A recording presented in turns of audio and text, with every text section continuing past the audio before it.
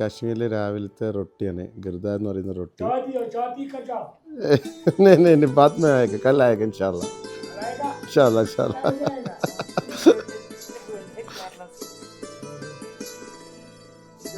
Hi all.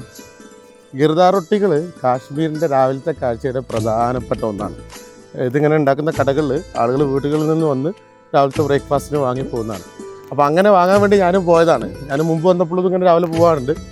അപ്പോൾ അവിടെ വാങ്ങുന്ന സമയത്ത് അതിൻ്റെ കൂടെ ചായ കൂടി കുടിക്കാൻ വീട്ടിലേക്ക് വരുമെന്നാണ് ഇതുണ്ടാക്കുന്ന അലിബായി പറഞ്ഞത്.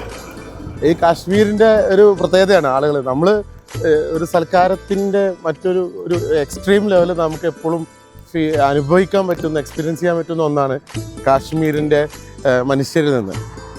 പിന്നെ ഏതൊരു നാട്ടിലെത്തിക്കഴിഞ്ഞാലും ഈ രാവിലത്തെ കാഴ്ചകൾക്ക് ഒരുപാട് പ്രത്യേകതകളുണ്ടാവും. ഓരോ നാട്ടിലും ഓരോ രീതികളാക്കാരം.